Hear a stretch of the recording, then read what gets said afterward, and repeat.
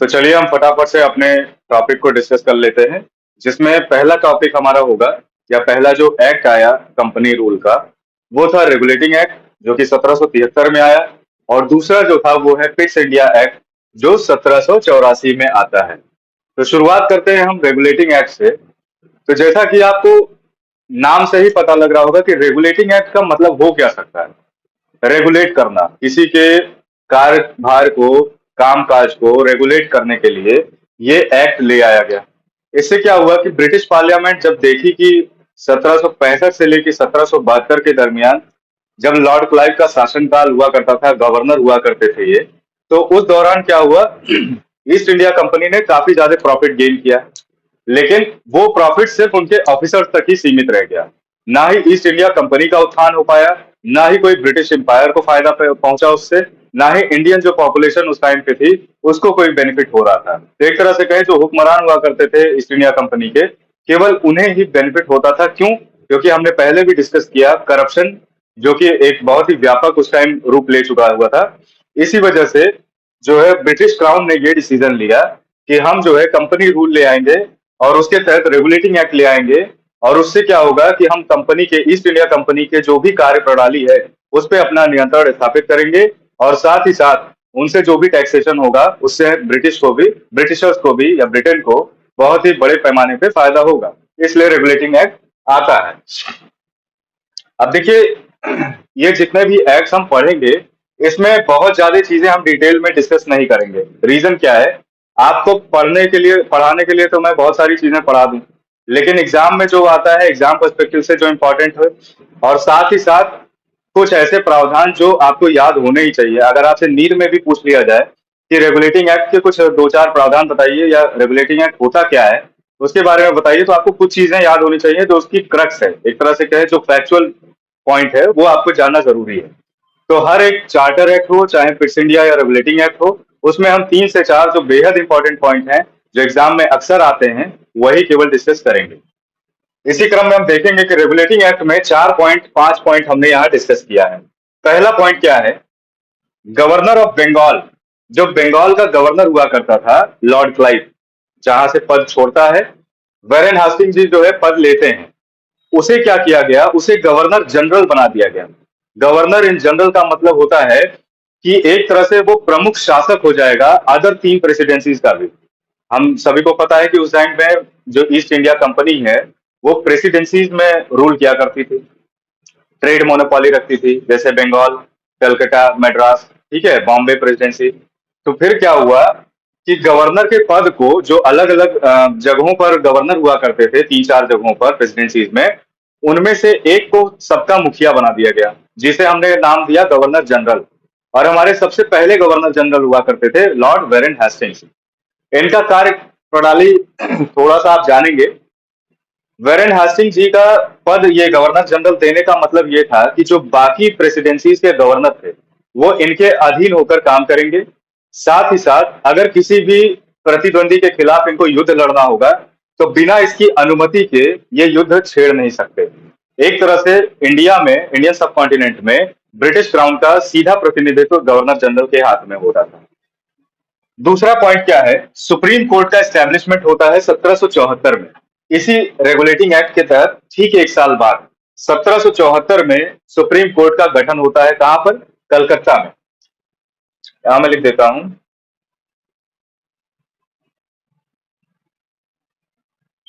कलकत्ता में जो है सुप्रीम कोर्ट का गठन होता है। इसका फायदा क्या हुआ, उस टाइम पे मेयर्स कोर्ट चलता था, उस मेयर कोर्ट को रिप्लेस करके जो एक एपेक्स बॉडी बनाई गई लगभग 100 सालों के लिए, वो थी अपनी सुप्रीम कोर्ट, कलकत्ता में 1774 में। ये एपेक्स हुआ करती थी कब तक? अंटिल 1862। 1862 का जिक्र क्यों आया यहाँ पे? क्योंकि 1861 का आप इंडियन हाईकोर्ट एक्ट पढ़ेंगे तो उसके तहत भारत का सबसे सर्वोच्च हाईकोर्ट जो है, एक तरह से पुराने समय में इस टाइम पे 1862 में कलकत्ता हाईकोर्ट बनाया जाता है। और सुप्रीम कोर्ट का जो एपेक्सिटी था, यानी कि जो सर्वोच्चता थी उसकी, उसको हटा के जो कलकत्ता हाईकोर्ट था उसे दे दिया जाता है, यानी कि उसे सुप्रीम बना दिया जाता है। तीसरा पॉइंट, इसी में एक पॉइंट और है। इस सुप्रीम कोर्ट में आपसे कभी कभी क्वेश्चन पूछ लेता है कि पहले सुप्रीम कोर्ट के आजादी के पहले की जब बात होगी तो उसमें फर्स्ट चीफ जस्टिस कौन हुआ करते थे? तो लॉर्ड एलिजा इम्पे, इनका नाम आप सभी याद रखेंगे, लॉर्ड एलिजा इम्पे जो है फर्स्ट चीफ जस्टिस हुआ करते थे। अगली महत्वपूर्ण चीज क्या है? सीओडी। मैंने आपको पहले भी डिस्कस किया, court of directors, board of controllers, इसमें अक्सर ही बच्चे कंफ्यूज हो जाते हैं। सीओडी का मतलब यहाँ कैश ऑन डिलीवरी मत समझिएगा, ये कोर्ट ऑफ डायरेक्टर्स हुआ करते थे। इसका मतलब ये होता है कि गवर्नर जनरल के ऊपर, गवर्नर जनरल को कंट्रोल करने के लिए या उसे सलाह देने के लिए या उसे हेल्प करने के लिए एक 24 मेंबर्स का गठन हुआ, 24 मेंबर्स की कमेटी का गठन होता है जिसे हम कहते हैं court of directors. Court of directors का काम यही था, कंट्रोल करना ईस्ट इंडिया कंपनी के कार्य प्रणाली को या एडमिनिस्ट्रेशन को, ट्रेड जो है उसको कंट्रोल करने के लिए या गवर्नर जनरल को हेल्प करने के लिए कोर्ट ऑफ डायरेक्टर्स का गठन होता है। अगले पॉइंट में हम देखेंगे, गवर्नर जनरल के पास कोई वीटो पावर नहीं हुआ करता था इस समय तक, आप इस चीज को याद रखेंगे। अब यहां पर लिखा है इसका कंक्लूजन, जिसमें हम देख सकते हैं कि फेल्ड टू स्टॉप करप्शन।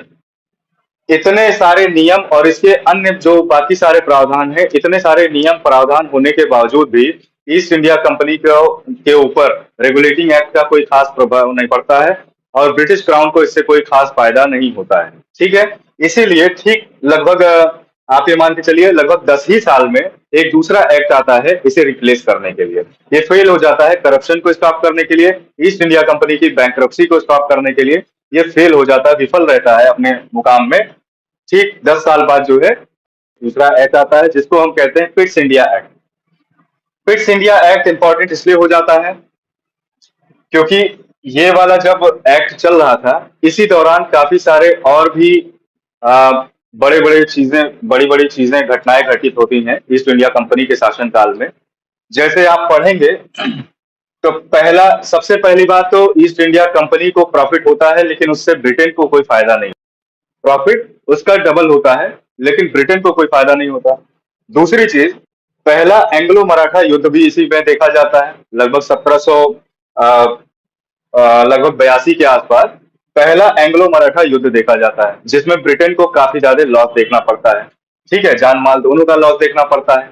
इसलिए जो है पिट्स इंडिया एक्ट को ब्रिटिश क्राउन जो है कंपनी रूल के माध्यम से इंडिया में भेजती है। इसके तहत क्या करती है कि जो ईस्ट इंडिया कंपनी के दो प्रकार के नियम थे, जैसे एक ट्रेडिंग राइट हुआ करता था, trade in administration in trade, और साथ ही साथ जो वो एक तरह से आप कहें कि जो एडमिनिस्ट्रेट करने का काम कर रही थी पूरे पॉलिटिकल और इकोनॉमिक सेंस में भी इंडिया पे, उसको भी कंट्रोल करने के लिए इनके कार्यभार को बांट दिया जाता है। यानी कि separation of judiciary, separation of power आप कहेंगे, सेपरेशन ऑफ पावर, पावर को सेपरेट कर दिया जाता है। जैसे आप यहां देखेंगे बोर्ड ऑफ कंट्रोलर्स का गठन होता है जिसमें 6 मेंबर्स होते हैं, और ये मेंबर्स कौन होते हैं? ब्रिटेन के एमपीज होते हैं, वहां की पार्लियामेंट के एमपीज, मेंबर ऑफ पार्लियामेंट जो है उन्हीं को सदस्य बनाया जाता है। ये क्या करते हैं? ओवरऑल रेवेन्यू, पॉलिटिकल रेवेन्यू से मतलब आपका सिविल, जिसको दीवानी राइट्स कहते हैं, ये ओवरऑल जो कंट्रोल दे दिया गया, ये बोर्ड ऑफ कंट्रोलर्स को दे दिया गया, क्योंकि ये क्या करते थे? ब्रिटेन का सीधा प्रतिनिधित्व करते थे। वहां की सरकार में ये एमपी हुआ करते थे, तो एक तरह से सरकारी रिप्रेजेंटेटिव हुआ करते थे। तो उनके हाथ में क्या था? पूरा रेवेन्यू और पॉलिटिकल राइट इन्हें दे दिया गया, यानी कि कितनी हमें टेरिटरी का एक्सपेंशन करना है या कितना कर लगाना है, ये सारी जो चीजें हैं ये इनके हाथ में चली गई। अब इनके एक चीज और जानिए कि गवर्नर जनरल जो यहाँ पर हमने पढ़ा कि सर्वोच्च पद हुआ करता था, उसके ऊपर ये नियंत्रण रखते थे। बोर्ड ऑफ कंट्रोलर जो है ये गवर्नर जनरल के ऊपर कंट्रोल रखने का भी काम करते थे। साथ ही साथ जो कोर्ट ऑफ डायरेक्टर जो हमने यहाँ पढ़ा, तो 24 मेंबर्स होते थे to control East India Company, to control East India Company का जितना भी काम होता था, वर्किंग एंड फंक्शंस होते थे उसके, वो सारे कौन कंट्रोल करता था? 24 मेंबर्स का कोर्ट ऑफ डायरेक्टर। लेकिन यहां पर आते आते क्या होता है, इनके कार्य को सीमित कर दिया जाता है। कब तक, कहां तक? केवल ट्रेडिंग राइट्स तक। कैसे ट्रेड होगा, कैसे व्यापार में समृद्धि आएगी, कैसे ब्रिटेन के लिए फायदा होगा, इस चीज पर जो प्रावधान बनाए गए वो आपके कोर्ट ऑफ डायरेक्टर्स बनाएंगे। ठीक है, अपने अधिकारियों को किस तरह से करप्शन से मुक्त करना है, उन्हें कैसे जो है एक तरह से स्ट्रीमलाइन रखना है, ये सारा काम कोर्ट ऑफ डायरेक्टर्स के अधीन हो गया। और जितना भी आपका एडमिनिस्ट्रेशन वर्क था वो सारा बोर्ड ऑफ कंट्रोलर के अंदर आ गया। उसके बाद यहाँ पर आप देखेंगे सेपरेशन ऑफ पावर जो हम डिस्कस कर रहे थे, उसमें था सेपरेशन ऑफ पावर, मतलब जुडिशरी को, जो न्यायपालिका थी उस समय की, उसे अलग कर दिया गया एग्जीक्यूटिव से। एग्जीक्यूटिव से आप यहाँ समझेंगे कि ट्रेड एंड एडमिनिस्ट्रेशन, जो व्यापार हुआ करता था, व्यापार में जो अधिकारी नियुक्त होते थे, जो एम्प्लॉयज नियुक्त होते थे, उनकी कार्य प्रणाली को अलग कर दिया गया। किस चीज से? उन अधिकारियों से जो न्यायिक व्यवस्था में भी भागीदारी रखते थे। तो इन चीजों को बांट के धीरे धीरे अलग कर दिया गया कि शायद इन जो है बदलाव, इन सारे बदलाव करने की वजह से अब जो है ब्रिटेन को कुछ फायदा हो सके। लेकिन क्या फायदा होता है या नहीं होता है, ये आगे आने वाले हम चार जो है चार्टर एक्ट जो पढ़ेंगे इसके जस्ट बाद, वो उसमें हम डिस्कस करेंगे कि कुछ फायदा होता भी है या नहीं होता है। तो फिलहाल के लिए आप इसको देखिए। तो आइए हम अपने फटाफट चार जो चार्टर एक्ट हैं उनके बारे में भी डिस्कस कर लेते हैं। सबसे पहले मैं आपको एक चीज बता देता हूं कि चार्टर का मतलब होता है घोषणा पत्र। ठीक है, तो घोषणा पत्र में क्या है, ब्रिटेन की जो सरकार थी, पार्लियामेंट थी, वो कुछ चीजों का घोषणा करती थी कि हम इस एक्ट के माध्यम से, इस चार्टर एक्ट के माध्यम से ये चीजें अब बदलाव करने वाले हैं इंडियन एडमिनिस्ट्रेशन में। ठीक है, तो आइए डिस्कस करते हैं इसको। ये जितनी चीजें लिखी हैं ये मोर देन इनफ है। आप ऑथेंटिसिटी चेक करने के लिए आप लक्ष्मीकांत का, जो लक्ष्मीकांत जी की किताब है इंडियन पॉलिटी की, आप उसको चेक कर सकते हैं, पढ़ सकते हैं। आपको कहीं भी अगर लगे कि मैं किसी भी अनऑथेंटिक सोर्स से पढ़ा रहा हूँ या कुछ भी ऐसा गलत पढ़ा रहा हूँ आपको, तो जरूर बताइएगा। हालांकि ऐसा है नहीं, आपको पढ़ाने के पहले या कुछ भी बोलने से पहले मैं भी काफी रिसर्च करता हूँ, 4-5 जगह से देखता हूँ, अपने आप को भी एक बार दोबारा रीचेक करता हूँ कि कहीं कुछ गलती ना हो जाए। ठीक है, तो ये जो मैंने चीजें एक्सट्रैक्ट की हैं अलग अलग जगहों से, ये अपने आप में मोर देन इनफ है। ठीक है, तो चलिए स्टार्ट करते हैं अपने चार्टर एक्ट प्रथम से। घोषणा पत्र एक्ट जो है फर्स्ट हमने पढ़ा। रेगुलेटिंग एक्ट जो था वो 1773 में आया। उसके बाद आता है आपका पिट्स इंडिया एक्ट जो 1784 में आता है। और उसके बाद आता है अपना चार्टर एक्ट जो कि 1793 में आता है। 84 से 93, लगभग 9 साल के समय के बाद आता है चार्टर एक्ट प्रथम। इसमें क्या बड़े बदलाव किए जाते हैं? सबसे पहली चीज तो हम ये जान लेते हैं, इंडियन सिविल सर्विसेज डे की स्थापना होती है। एक तरह से कहें, इंडियन सिविल सर्विसेज की स्थापना होती है, किसके द्वारा की जाती है? कॉर्नवालिस जी के द्वारा की जाती है, लॉर्ड कॉर्नवालिस के द्वारा। और साथ ही साथ आप ये डेट भी याद रखेंगे, 21/04/1793। इस दिन को आईसीएस डे भी कहा जाता है आज के समय में भी। ठीक है, 21 अप्रैल 1793। हालांकि ये मेरा डेट ऑफ बर्थ भी है, तो बर्थडे भी हमारा ऐसे खास दिन पड़ता है जिसके लिए दुनिया व्याकुल रहती है, मतलब खास करके भारत, यूपी, बिहार के बच्चे। तो खैर, जोक्स अपार्ट, 21/04/1793 को आप आईसीएस डे के दिन रूप में मनाते हैं। चार्टर एक्ट प्रथम के जो प्रावधान है, इसमें सबसे पहली चीज है, ट्रेड मोनोपोली को 20 साल के लिए बढ़ा दिया जाता है। जो हमने पढ़ा था ना कि ईस्ट इंडिया कंपनी जो है जब आती है तो प्रॉफिट उसके निरंतर होते रहते हैं, लगातार प्रॉफिट बढ़ता रहता है। तो उसकी जो ट्रेडिंग राइट्स है, उनको जो है जब कंपनी रूल के माध्यम से उनको रेगुलेट किया जाता है, तो क्या होता है कि ट्रेडिंग राइट को 20 साल के लिए इस एक्ट के माध्यम से और बढ़ा दिया जाता है। ठीक, अब आगे कंटिन्यू होगा या नहीं होगा ये इस वाले एक्ट में, इसके आगे 20 साल वाले एक्ट में हम देखेंगे। लेकिन फिलहाल इतना जानिए कि इस एक्ट में ट्रेड मोनोपोली को 20 साल के लिए बढ़ा दिया जाता है। दूसरी इंपॉर्टेंट चीज, बीओसी, इसके बारे में हमने पढ़ा था, 6 membered BOC committee, board of controllers. इनकी जो मेंबर्स और स्टाफ, अदर स्टाफ जैसे क्लर्क हो गया या अन्य जो भी स्टाफ है, उनकी सैलरी, ये डॉलर का साइन, यानी कि उनकी सैलरी, सैलरी उनकी जो है वो इंडियन रेवेन्यू से दी जाएगी, भारतीय राजकोष से दी जाएगी। लूटने का एक और तरीका, आप जान लीजिए। ठीक, ये दो इंपॉर्टेंट चीजें हैं, काफी ज्यादा चीजें नहीं इंपॉर्टेंट, लेकिन ये दो चीजें इंपॉर्टेंट हैं, आप याद रखेंगे जब भी आप चार्टर एक्ट के बारे में पढ़ेंगे, प्रथम के बारे में। चलिए हम बढ़ते हैं दूसरे की तरफ। दूसरा ठीक 20 साल बाद आता है 1813 में।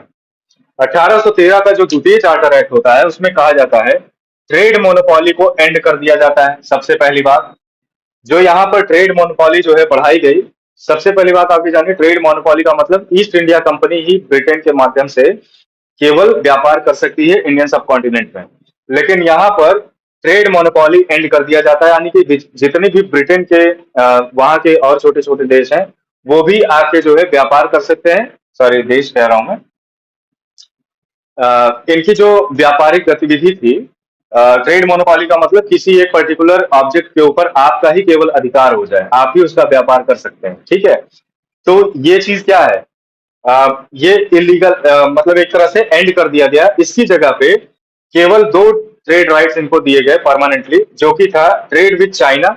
चाइना से जो ये अफीम वगैरह की वहां वहां से ओपीएम जो है व्यापार किया करते थे, साथ में जो चाय का व्यापार होता था, उसके ऊपर केवल इनकी ट्रेड मोनोपोली को रहने दिया गया, बाकी हर जगह से ट्रेड मोनोपोली इनकी हटा दी गई, ठीक।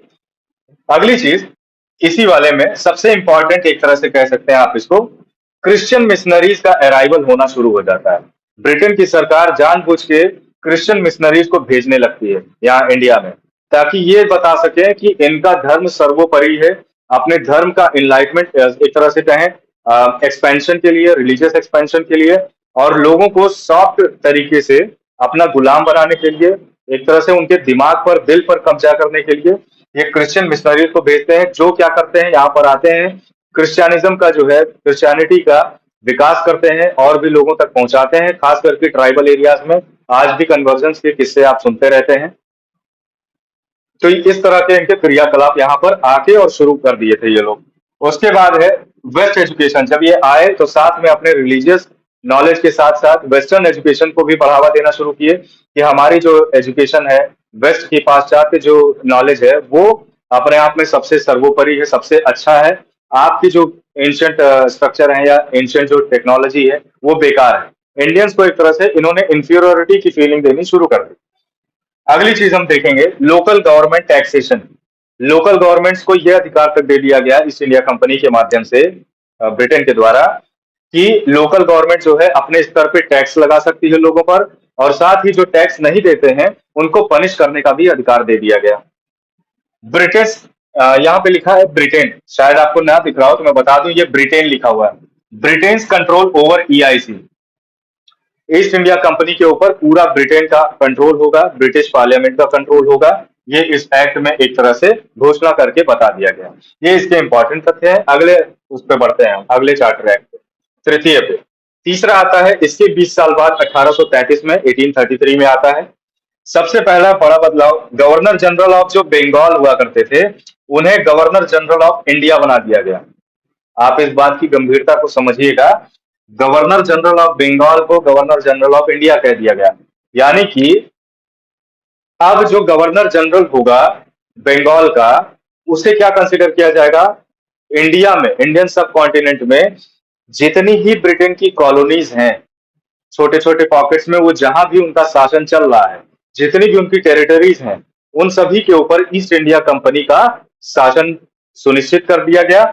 और साथ ही साथ उस पूरे टेरिटरीज का जो कंट्रोल होगा, लेजिस्लेटिव और एग्जीक्यूटिव कंट्रोल होगा, वो गवर्नर जनरल ऑफ इंडिया यानी बंगाल का जो गवर्नर जनरल होगा, उसके हाथों में चला गया। और वो है किसका रिप्रेजेंटेटिव, वो है आपके ब्रिटेन की महारानी का रिप्रेजेंटेटिव, ब्रिटेन के राजसी परिवार का रिप्रेजेंटेटिव इंडिया में है, ठीक है।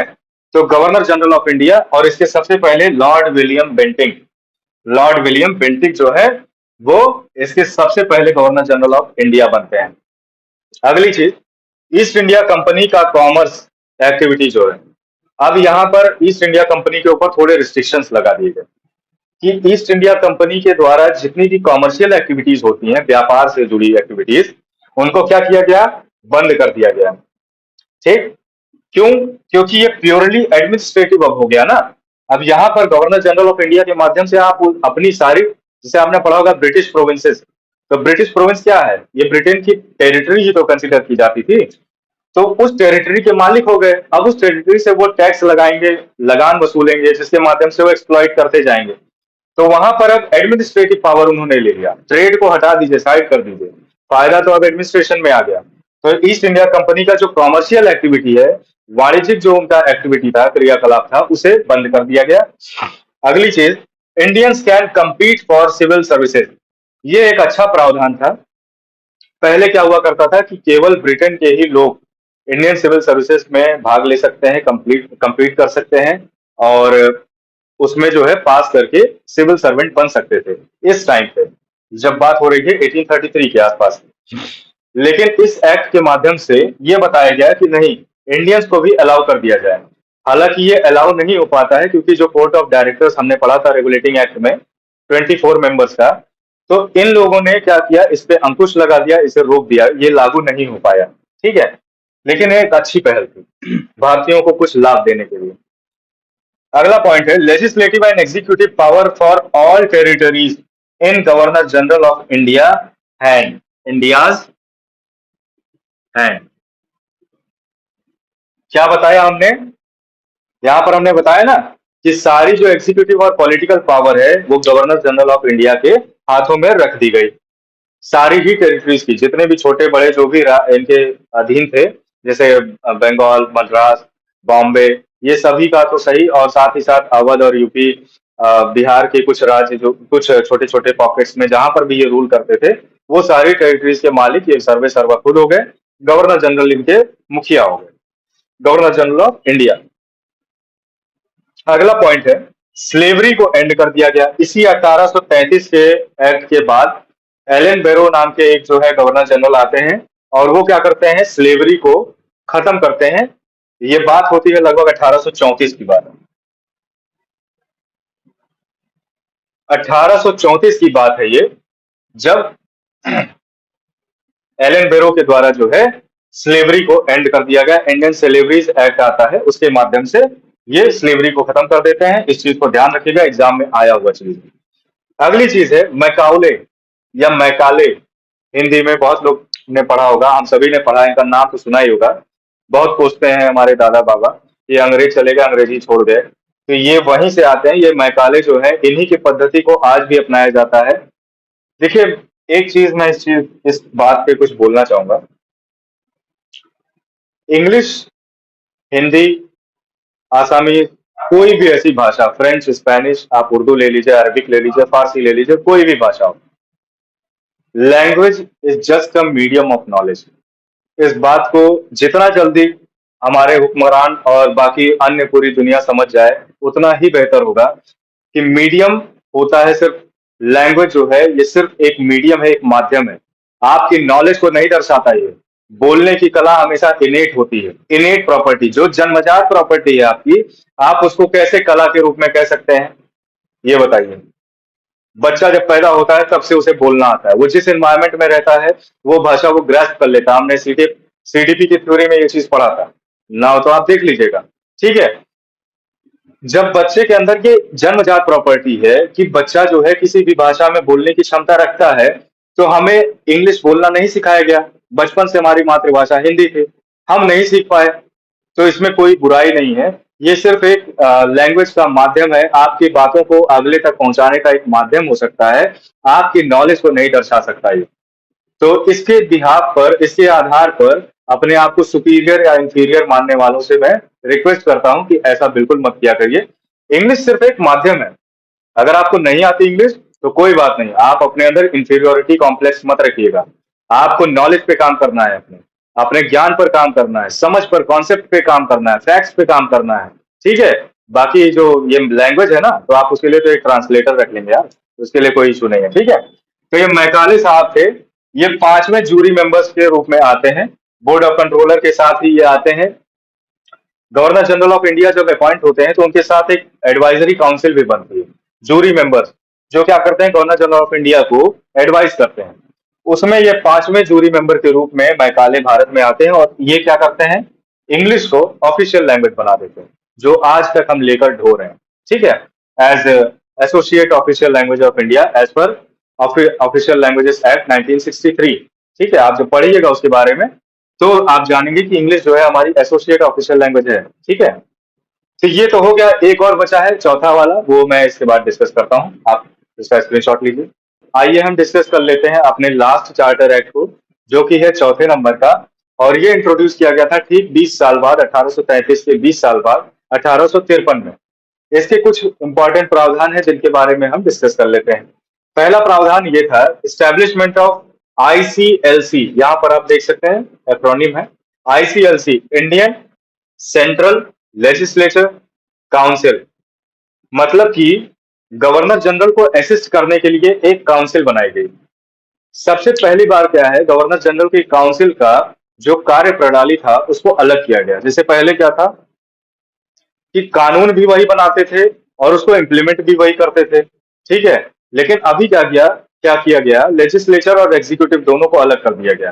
तो लेजिस्लेशन के लिए एक काउंसिल का गठन होता है, आईसीएलसी, इंडियन सेंट्रल लेजिस्लेचर काउंसिल, ठीक है। इसमें 6 मेंबर थे। 6 मेंबर्स को एक तरह से मिनी पार्लियामेंट ब्रिटेन का माना जाता था। यही विधेयक लाते थे और कानून उस पर पास करते थे, बनाते थे और गवर्नर जनरल को असिस्ट करते थे उसकी फंक्शनिंग में, ठीक है।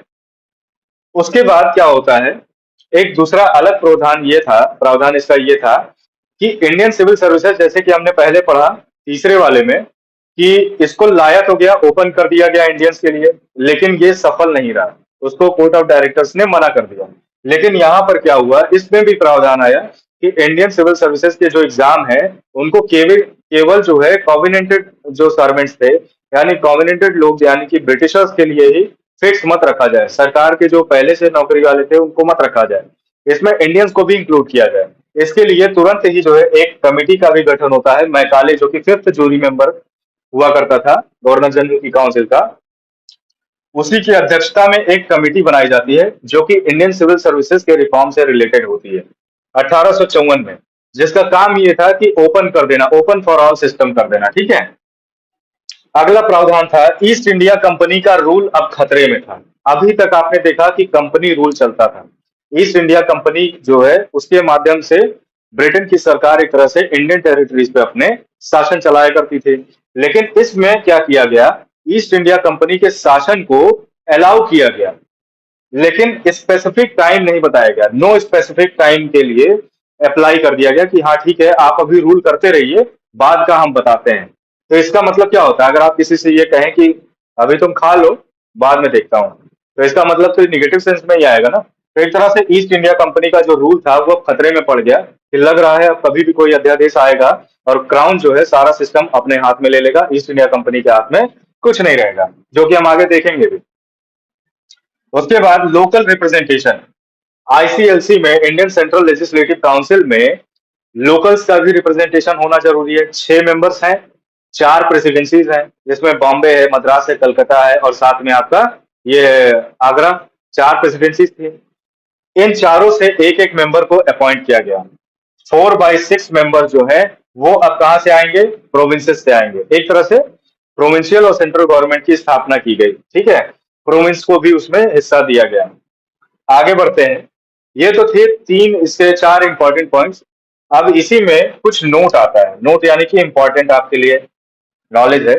हो सकता है इसके अलावा भी काफी सारी चीजें छूटी हो, उसको तो हम धीरे धीरे करके किसी ना किसी टॉपिक में कवर कर ही लेंगे, क्योंकि जो वीडियो मैं बनाता हूँ उसके बाद फिर मैं खुद भी इसको देखता हूँ, तो जो चीजें छूटती हैं उसको मैं लिखता रहता हूँ। तो एकदम आप निश्चिंत रहिएगा कि आज छूट गया तो फिर समझाऊंगा नहीं। आप कमेंट में मुझे बता भी सकते हैं, मैं समझा भी दूंगा अगले वीडियो में। पहली चीज, return exam for ICS, Indian civil services के लिए जो आईसीएस का पहला रिटर्न एग्जाम कराया वो डलहौजी ने कराया। पहला इंडियन जो इसने जिसने जो है आईसीएस का एग्जाम क्वालिफाई किया वो थे सुरेंद्र नाथ बनर्जी, ठीक है। आप इससे याद रख सकते हैं, क्वालिफाई में यू आता है तो सुरेंद्र में भी यू आता है, ठीक है। ये ट्रिक है। फर्स्ट आईसीएस ऑफिसर इन्होंने क्वालिफाई किया, लेकिन पहले आईसीएस ऑफिसर बने कौन थे, वो थे सत्येंद्र नाथ टैगोर। ऑफिसर में भी ओ है और टैगोर में भी ओ है, ठीक। तो ये था हमारा कंपनी रूल जिसके बारे में हमने पढ़ा। अब इसके बाद आप देखेंगे गवर्नर जनरल ऑफ इंडिया की जो पोस्ट है उसे हटा देती है ब्रिटेन की सरकार, और क्राउन डायरेक्ट कंट्रोल करने लगती है सारी ब्रिटिश टेरिटरीज के ऊपर जो कि इंडिया में थी। किसके माध्यम से, सेक्रेटरी के माध्यम से कंट्रोल करने लगती है। क्यों, क्योंकि 1853 के जस्ट 4 साल बाद ही अपने यहाँ भारत में फर्स्ट वॉर ऑफ इंडिपेंडेंस छिड़ जाता है, जिसमें काफी अनरेस्ट क्रिएट हो जाता है ब्रिटिशर्स की नीतियों के खिलाफ। तो क्राउन सोचती है कि अब इन लोग से संभलने वाला नहीं है, अब मैं खुद कंट्रोल करूंगी सेक्रेटरी के माध्यम से, ठीक है। तो उसके विषय में हम आगे पढ़ते हैं। वीडियो ज्यादा लंबी हो जाएगी इसलिए नेक्स्ट पार्ट में इसको बताऊंगा क्राउन रूल के बारे में। तब तक के लिए आप इसको पढ़िए, अच्छे से पढ़िए, एक बार नहीं 2-3 बार इस टॉपिक को देखिए। जितना बताया हूं, जितने पॉइंट्स के बारे में डिस्कस किया हूं, उसे तो कंफर्म याद रखिएगा। बाकी आपके मन में और भी कुछ चीजें हैं कोई भी चीज देखें आप, सुने फैक्ट वगैरह, तो आप ज्वाइन अप करिए, उसको करिएगा। पर जितना बताया है उतना तो जरूर याद रखिएगा, ये मोस्ट इंपॉर्टेंट है अपने आप में, ठीक है। तो चलिए, अगली वीडियो तक के लिए नमस्कार, जय हिंद, वंदे मातरम।